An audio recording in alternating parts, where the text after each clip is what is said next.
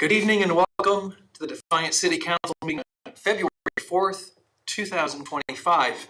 Before we get underway, would you please bow your heads in prayer with me? Heavenly Father, we come to you this evening and we ask for your wisdom and for your favor. We thank you for the nice weather that we have had, but we also thank you that we get cold weather. We know that your hand brings challenges as well as blessing. We know that you are good and that your purposes are good as well. Now, as we gather this evening, we do look to you for wisdom and insight, that we can speak what's true, that we can build each other up, and that we can make decisions that are in the best interest of the citizens of Defiance. Lord, correct us where we're wrong and guide us where we need wisdom. We look to you, Lord, the source of that all. In Jesus' name, amen. Amen. This meeting is now called to order. Let the record show that all members of council are present this evening, except for Mr. Waxler. He texted earlier that he's under the weather and didn't want to get us sick. Do we have a motion to excuse him this evening? So moved. Second, Mr. Mast. All those in favor of excusing Mr. Waxler this evening, say aye. Aye. All those opposed? Okay, I hope he gets a shower and a good night's sleep and some Tylenol. I'll feel better next time we meet. But would you stand with me for the Pledge of Allegiance?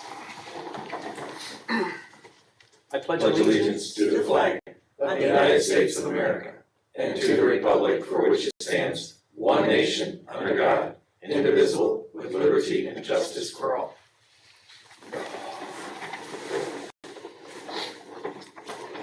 I've reviewed the index minutes for the City Council meeting of January 28th, 2025. Do we have a motion to correct or amend the index minutes as they're presented? Without any such motion, I'll endorse the same. Do we have any liaison meeting reports or requests? Do we have any comments from council this evening? No. Okay. I do have an email that I received that I would like to read through. I received an email from Allison Retcher this week. The email reads, "When are you going to comply with new laws? When is our poisonous water going to be fixed? Where did all the money go for that new filtration system and our water is still poison? When are you going to be honest with everyone? People like you guys who pump poison into our homes, your time is up. You are done killing us with a smile on your face. I hope you all have the day you deserve. I wish you every minor inconvenience until you're held accountable. I hope you stub your pinky toe on every table in your home and office. I hope your wife has been cheating on you. I hope you eat Taco Bell and can't find an open bathroom. I hope all your socks are uncomfortable. I hope you drink the poison you pump into our homes for the rest of your miserable lives. You all disgust me. I would be halfway to Mexico by now. I can't wait until every corrupt person in this town is held accountable. It's coming." Now, the reason I bring this up is I do receive emails like this on occasion. And while this may be suitable for, say, Facebook or social media, when I receive emails like this, I would like to address them that I personally, and I don't believe any member of council, has received a phone call or any direct questions in any of these regards. And at the end of every city council meeting, any citizen who has a question or a comment can address council and the Board of Controls here. Anything like this can be addressed, and yet I've not received a request or any information. Some of these accusations are pretty stout. When are you going to comply with new laws? What I would like is Ms. Retcher to come and tell me which laws are not being complied with. I've not received any accusation or any information regarding poisoned water or people being killed. Ms. Sprague has been really good about the budget and the finances, and we had the water treatment manager here just a couple weeks ago explaining what they're doing in order to treat our water. If I remember correctly, when the water treatment manager was talking just like a year ago, the water that we're consuming now is better than the water we were consuming just 10 years ago. I do drink it at home. And while some of these may be funny, some of these also could vaguely be taken as a threat. That if a person any citizen has questions about the city, our policy, procedure, especially the safety of anyone in Defiance, I would encourage you to come and ask your questions. Bring some facts. Show us that you're really concerned and not just imagining things.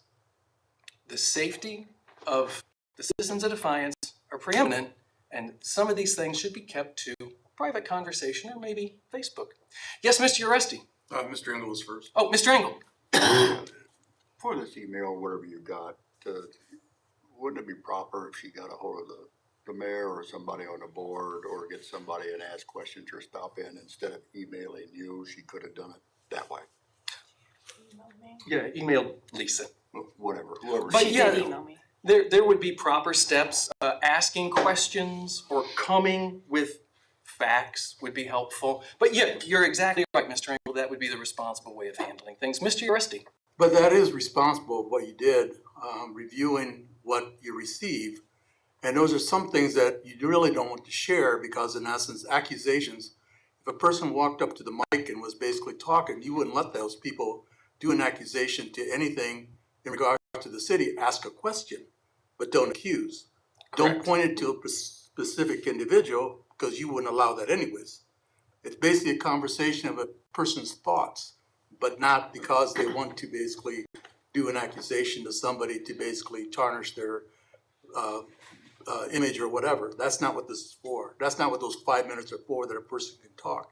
Right. But that is good that you do review it, and I think it's kind of good that you do share some, somebody's thought of what you do receive that you don't really normally discuss. Right. If I received something like that, I wouldn't have basically brought it out.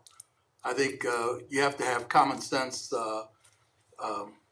dialogue with somebody on something constructive. And if somebody says, correct. we've had in the past where somebody brought in, we had some water issues on Laddie, and a gentleman brought in a gallon of water and it was discolored. He says, that's what I have to deal with every day.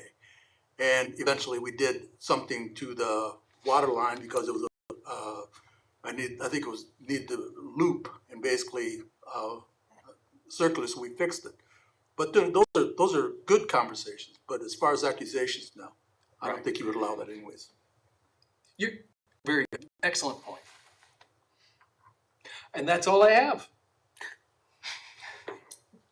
Mayor McCann. I have nothing. Mr. Mack. Yes, thank you, Mr. President. The only thing I wanted to address with you, as January has rolled on, I've obviously been sitting with all the division heads in the city talking about different planning and projects we have that we'll see over the course of the next 12 months. One of the things that came up that didn't necessarily come up in budget season because it's a smaller issue, but it's right out in front of everybody, so I wanted to make you aware of it. There's a tree downtown. It would be the far north on the river's edge side of the road on Clinton. We have various types of trees planted all over the downtown, ginkgos being one of them.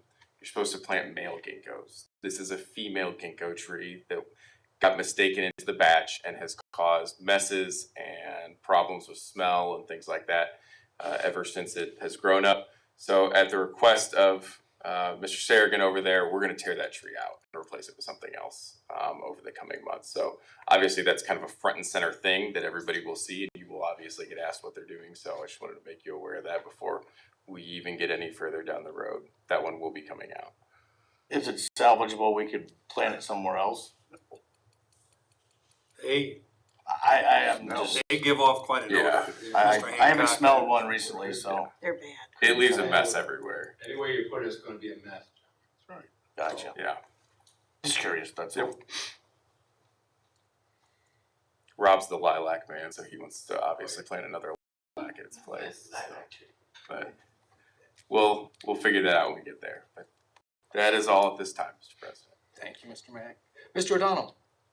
Mr. President, I have nothing at this time other than the planning and zoning code changes that council enacted last year require any Taco Bell facility that you open to also have suitable restroom facilities. Thank goodness. Timely reminder. And Ms. Gregg. Yes, I just have a couple of purchase orders.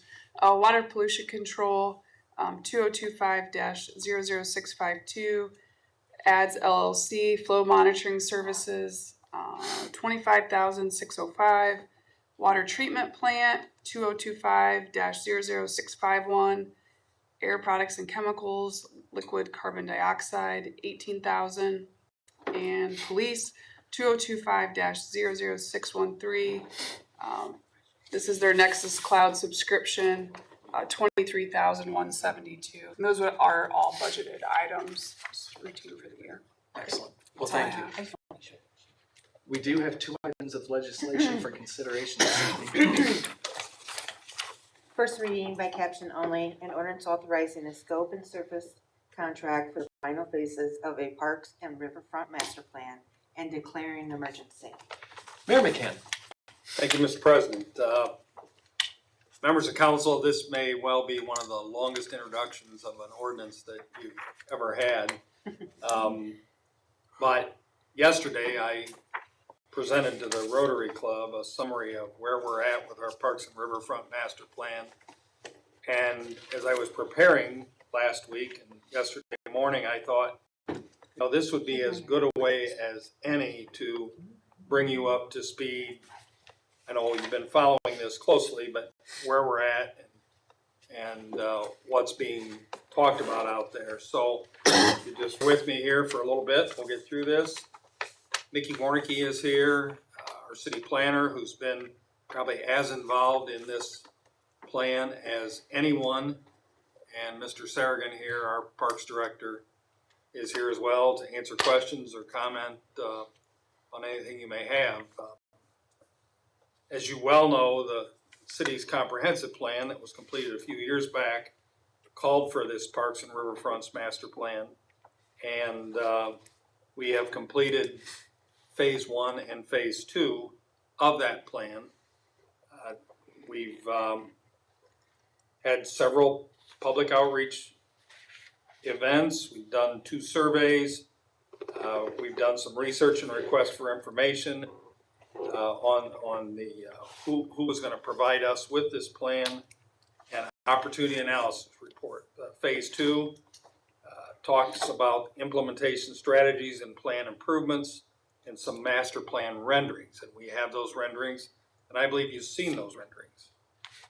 Phase 3, which is basically what this ordinance tonight is covering, will be to refine those renderings into a final plan, partnering framework and implementation plan. So an implementation plan, something that we have that will give us direction on how we move forward with this. Ms. Warnicke's quite excited about that. It will offer some funding ideas and methods, and possibly grant opportunities as well.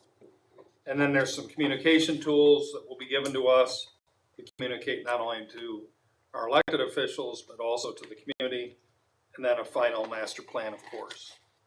So the project vision was to develop a community-supported Parks and Riverfronts master plan that can be successfully implemented. Not a plan that sits on a shelf, which when we first started working on this was a concern of council that, well, it's just going to be another plan.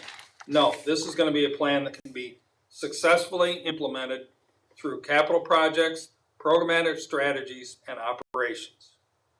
And the goals are to promote public health, safety and social justice, improve environmental quality and reducing flood risk, develop vibrancy and place making along the river corridors. Love that word vibrancy, you guys all know that, and it's something that it's just really part of what we do now. And to improve connectivity to and between the parks. The one thing in the surveys and the conversations we had with the general public, improving that connectivity is quite important to our taxpayers. Project objectives.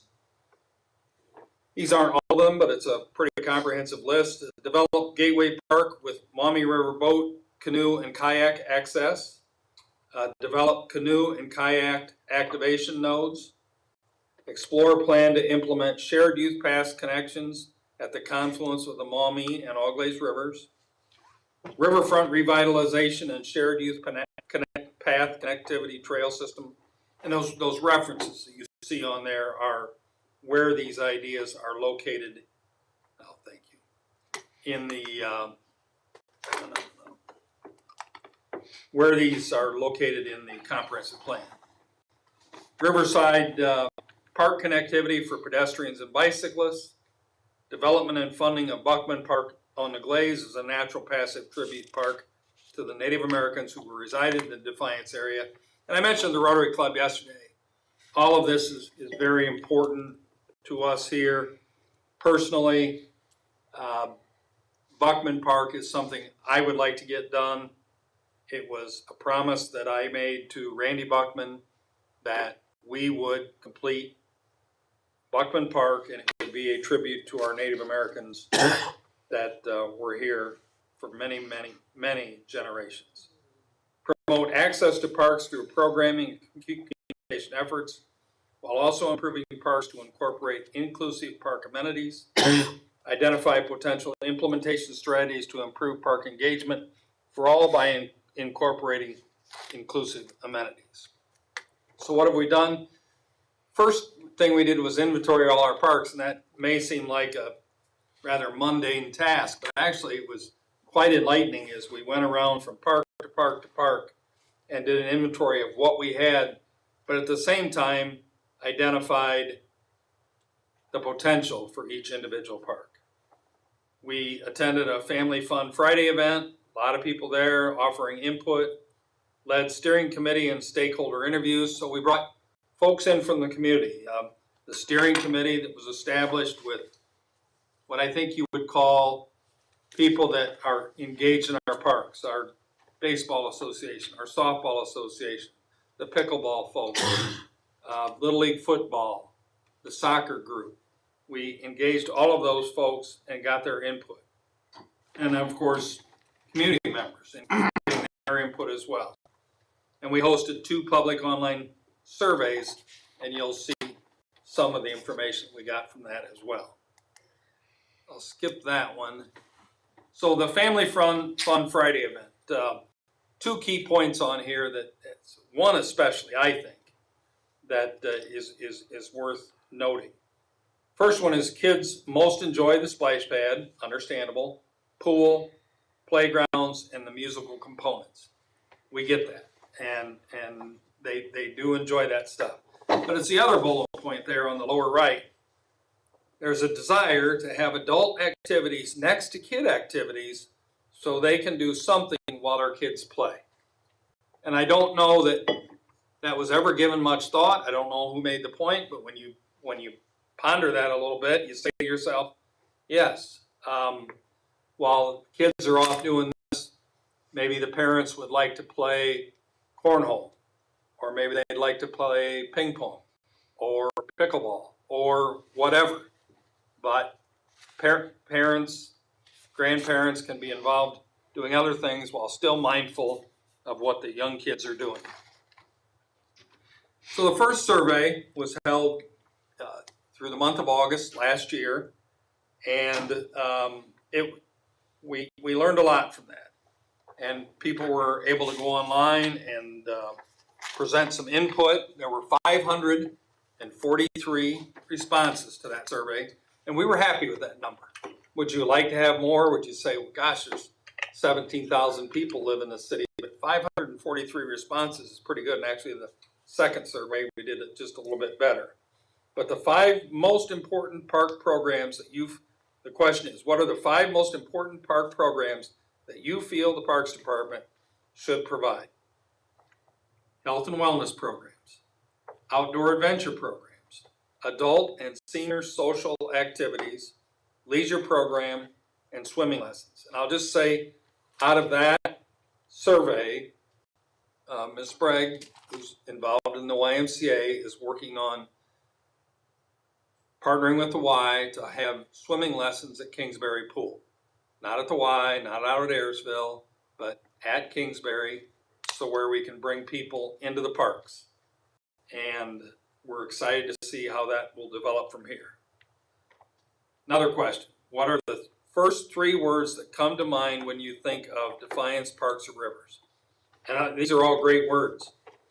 Nature, peaceful, potential, beautiful, rivers, water, fun, kids, improved, nice, family, safe, clean, and dirty. So, need to work on the dirty part a little bit. You know, Mr. Sargan is, let's just say he has quite a passion for our parks, as does Nikki Warnke, but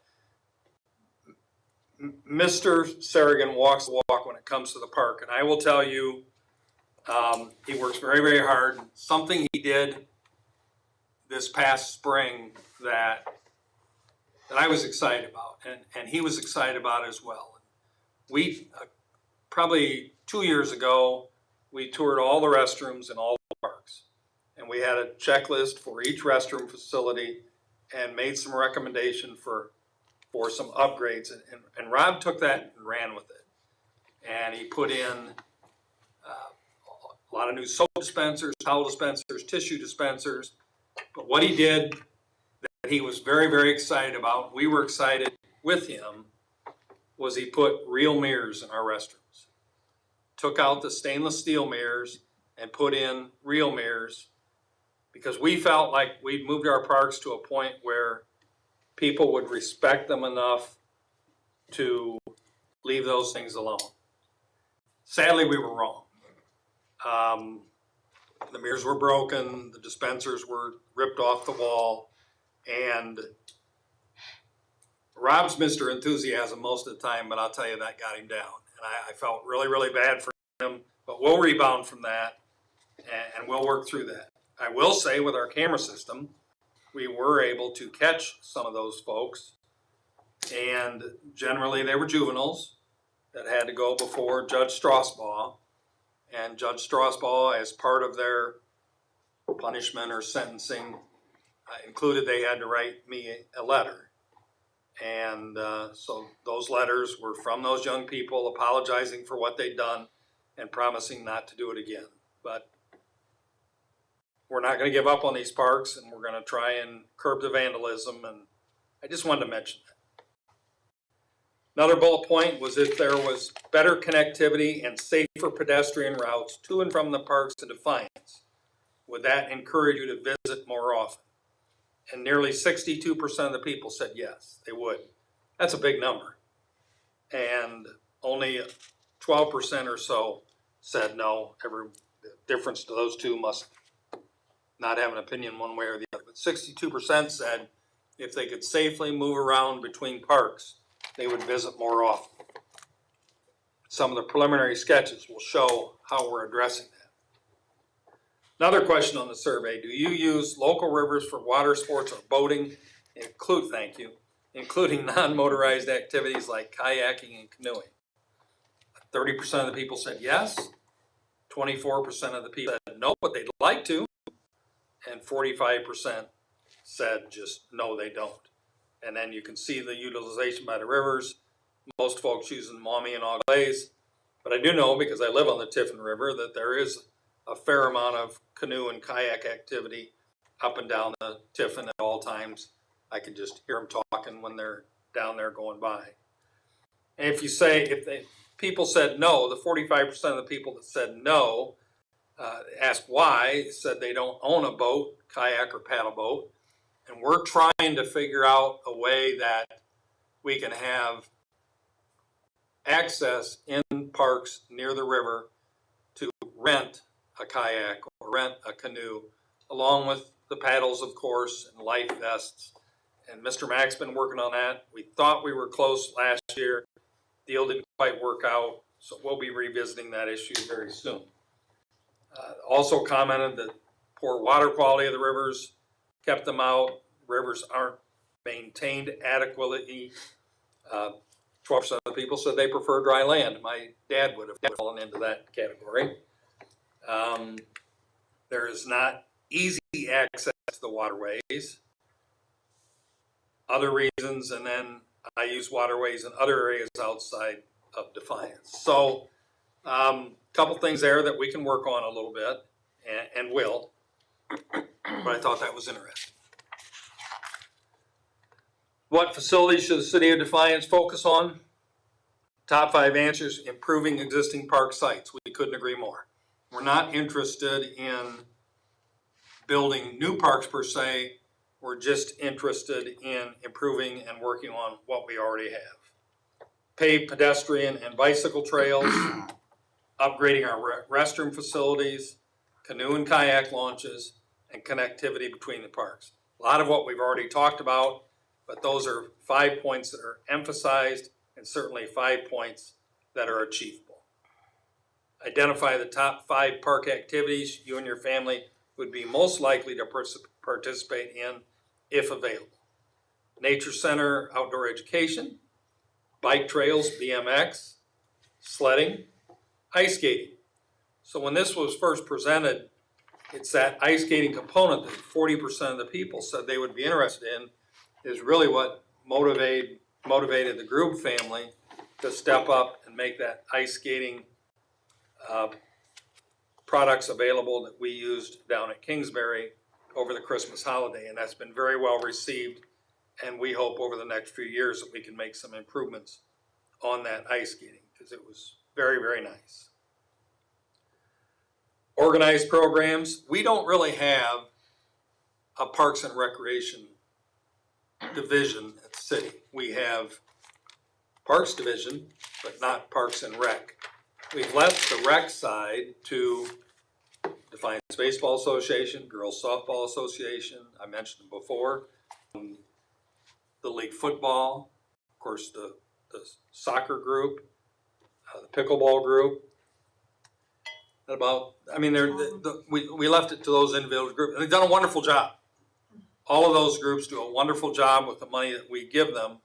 We don't really have, and of course the Y does a lot for young people. Right now it's basketball, and before long it'll be soccer and t-ball and all that stuff. So organized programs: camping, roller skating, euchre and cards, archery, a skate park, ultimate frisbee, skiing, and skateboarding. Those were just the top, I suppose that's 10 or 12 there in that list. The comments, I really enjoyed reading through all the comments, and I thought they were well thought and well stated by people. Your ideas for future of the parks. The first one on the top right there: ensure small parks in the low income areas are built and maintained well. Maybe a fitness park with free heavy-duty outdoor exercise equipment.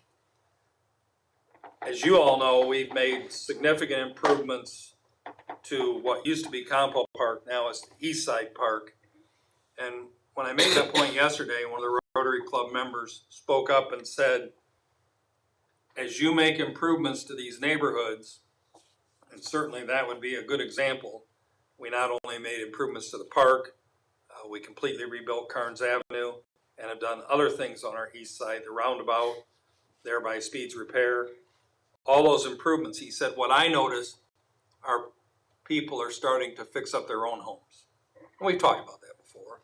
A rising tide lifts all boats. So as we invest in those neighborhoods, what we see are new siding, new roofs, old garages getting torn down, new garages being built, new front doors, new windows, new shutters, those sorts of things that make a difference, at least in the appearance of those homes.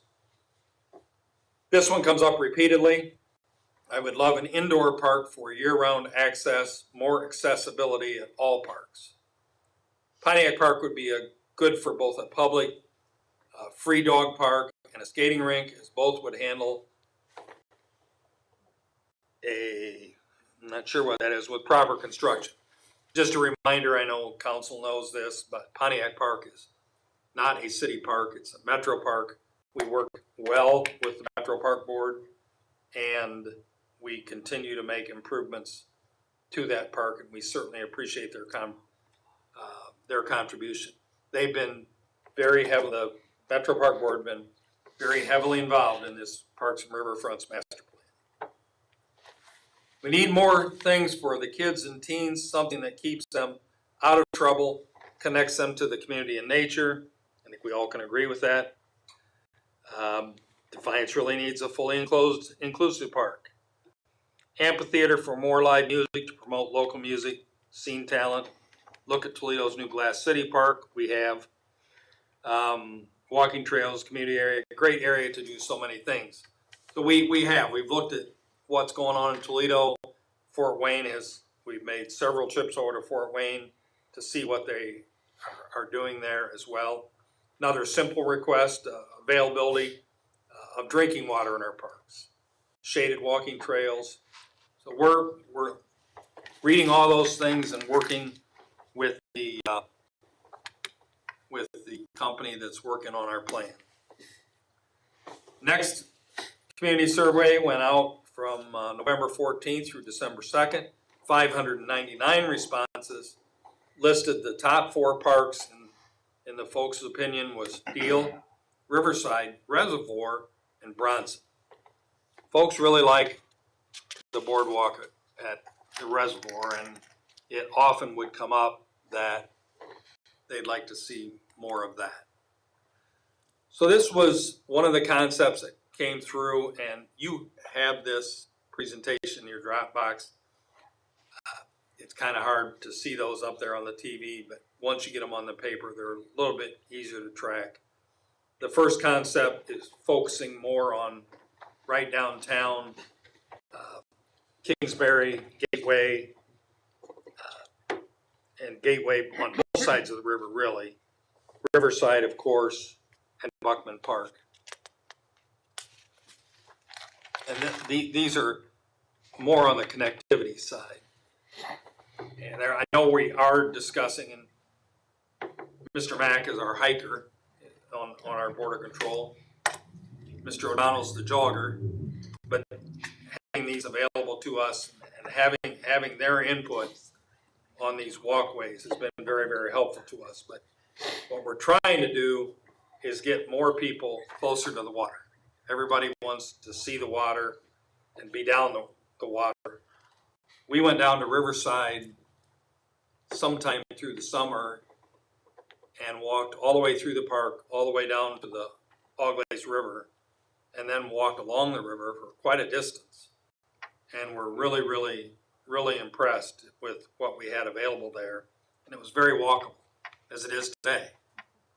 And we enjoyed that a lot. Another concept on the connectivity side, on the walkability side, is part of your presentation. Then just identifying the riverfront parks here. So again, we've included Pontiac Park. We are very mindful that it's not the city park, but as I said, the Metro Park Board has been very engaged in this.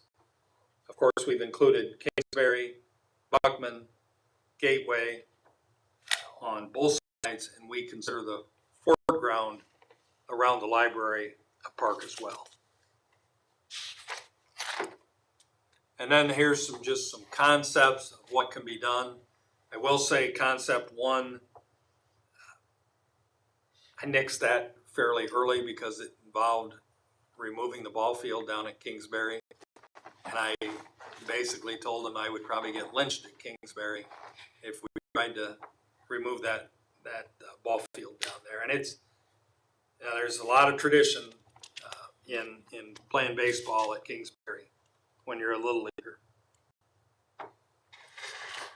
Another concept here, this one has the ball field still intact, but a lot of exciting things going on at Kingsbury and at Buckman Park.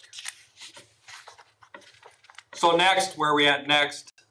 The consultant will take the top 2 riverfront ideas, 3 of the top park choices, and create renderings to be released to the public in an open house on March 19th from 6 to 8 at the Strady. March 19th, just a few weeks away, 6 to 8 at the Strady. The consultant will also have a joint meeting with the Parks Commission and Planning Commission in early April. And at the April 8th council meeting, the consultant will be here for a public presentation. In May of 2025, the third phase of the Parks and Riverfront Master Plan, if it's approved by council, will begin. This includes cost estimates, funding opportunities, more. It's anticipated the review of the final draft master plan will be in mid-June. Final recommendations to council and the Parks Commission and Planning Commission in July. And then, as Nikki said, and Rob is quite excited about, the implementation can begin.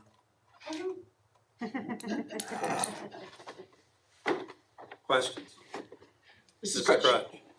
When you talk about the objectives and the goals, which are super exciting, and I'm excited about this, and you talk about the cost estimates, are they going to separate each objective or each object as far as giving us kind of a cost of what it would be to put the sidewalks in it, Buckman Park and whatever else that we might want to do in Buckman Park? Will they, Yes, they'll give us the, so I think what they're gonna do is look at each part that we had listed. So you'll have like a cost estimate listed out for if you wanted to do, they have drawings of all right, 20 of our parks. So we will get those drawings and then they'll have a list of what that would cost to do pieces and parts or however. and then from those cost estimates, then you'll be able to look for grants or the projects. Awesome. And having the master plan itself is a tool to apply for those grants. It shows that you've planned. It's just not, You get extra points for having Right. a master plan. Gotcha. Awesome.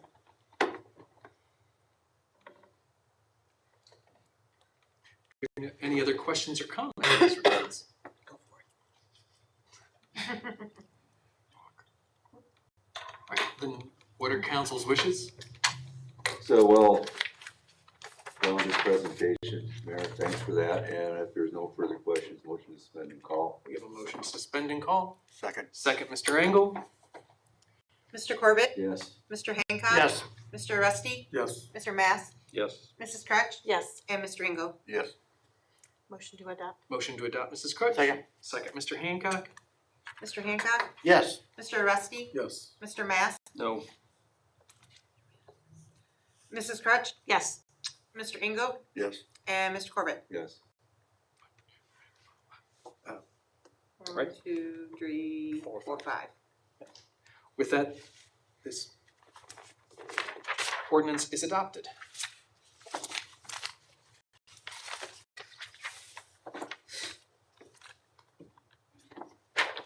First reading by caption only, an ordinance approving the curtain replacement pages to Defiance codified ordinances and declare an emergency. Mr. O'Donnell. Mr. President, Article 18, Section 3 of our state constitution affords municipalities with the authority to exercise two separate categories of self-government or home rule. The first category is the authority to exercise all powers of local self-government. And then the second category is to adopt and enforce local police, sanitary, and other similar regulations as are not in conflict with general laws. Those are the provisions that you see outlined in this ordinance tonight. It is for the replacement of certain sections of the codified ordinances in the traffic and criminal codes. The Ohio General Assembly made those changes in their last term, 2024.